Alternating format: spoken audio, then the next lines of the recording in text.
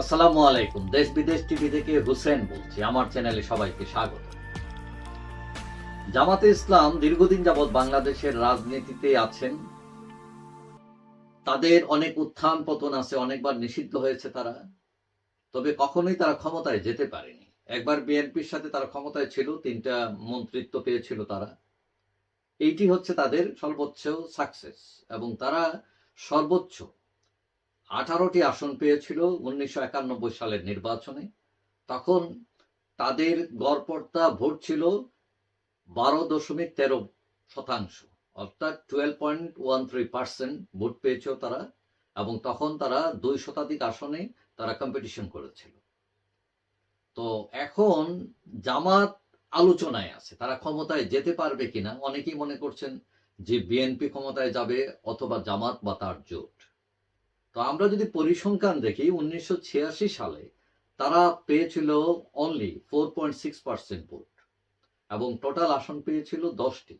এবং 91 সালে তারা পেয়েছিল 18টি আসন, এটি সর্বোচ্চ। এবং তারা মনে করে যে তারা আরো বেশি আসন পেত সেই নির্বাচনে, কারণ নৌকা ঠেকানোর জন্য তারা অনেক সময় বিএনপিকে ভোট দিয়ে দিচ্ছে। এটা হচ্ছে তাদের ভাষ্য। 1996 সালের নির্বাচনে তারা পেয়েছিল 8.61%। 2001 সালে তারা যে নির্বাচন হয়েছিল, তারা পেয়েছিল 4.29% ভোট। তখন তারা 17টা আসন পেয়েছিল। আর 2008 সালের নির্বাচনে তারা পেয়েছিল 4.6%, আর টোটাল আসন পেয়েছিল 2টা।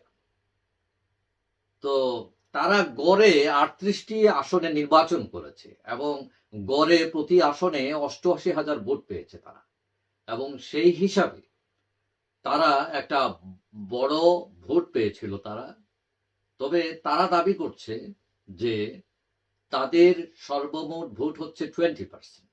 তো সর্বমোট যদি ভোট হয় 20%, তাহলে দাঁড়ায় তাদের 12 কোটি ভোটার হলে তাদের ভোট হলো 2,40,00,000।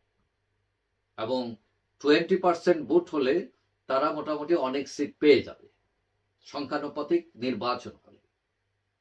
এখন অনেকেই মনে করছেন যে যারা সর্বোচ্চ 18 আসন পেয়েছে 1991 নির্বাচনে, তারা আগামী নির্বাচনে ক্ষমতায় কিভাবে যাবে।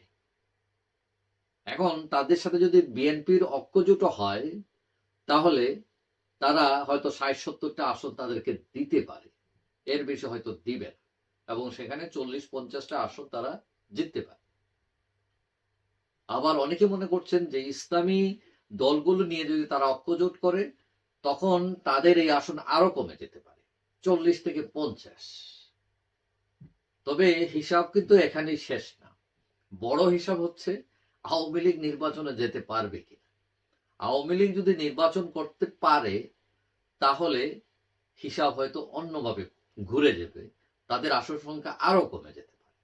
তবে আওয়ামী লীগ নির্বাচনে না যেতে পারলে তাদের আসন সংখ্যা 100 পর্যন্ত যেতে পারে বলে অনেকেই মনে করেন।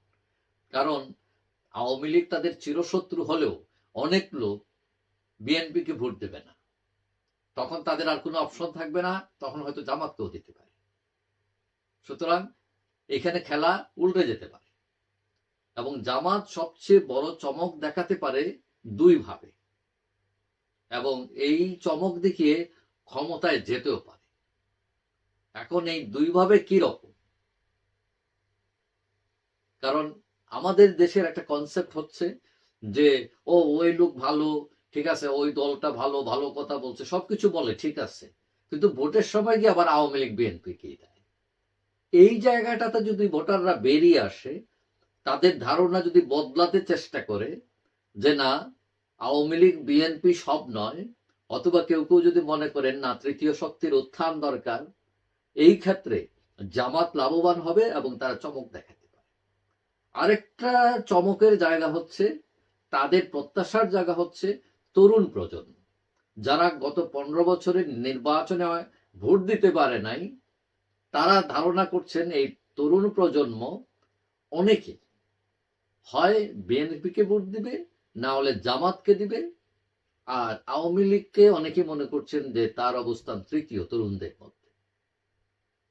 তো এই সবকিছু মিলিয়ে জামাত এখানে যদি চমক দেখাতে পারে, তাহলে ক্ষমতায় যাওয়া তার জোটকে নিয়ে অসম্ভব কিছু নয়। যেমন এখন বলতে পারেন যে অনেক কিছু হয়, বিপ্লবের মতো হতে পারে। যেমন এই যে ছেলেরা গণ অভ্যুত্থান বলেন বা বিপ্লব যেটাই বলেন, কেউ কি এদেরকে চিনতো?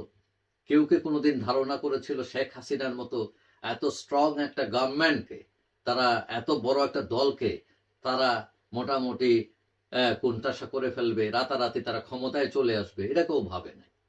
সো ভোটের ক্ষেত্রেও এরকম একটা বিপ্লব হইতে পারে। দেখা যাক কি হয়। তবে সম্ভাবনা অনেক কথাই বলে। তবে অনেকেই মনে করেন জামাত ক্ষমতায় যেতে না পারলো তারা এবার প্রগ্রেস করবে। বিশেষ করে তাদের যে নতুন নেতৃত্ব, তারা মানে আগের মতো মানে এতটা মানে খুব বেশি ওই কি বলা যায়, অনেকটা উদার মনে হয়েছে বলে অনেকেই মনে করেন। বিশেষ করে তাদের নেতা ডাক্তার শফিকুর রহমান অনেক বক্তব্য দিয়ে মানুষের দৃষ্টি আকর্ষণ করছেন, এবং তারা হয়তো এইসব কারণেও ভালো ফল দেখাইতে পারে। যাই হোক, সবাই ভালো থাকবেন। আশা করি দেখা হবে অন্য কোনো ভিডিওতে ইনশাআল্লাহ। আল্লাহ হাফিজ।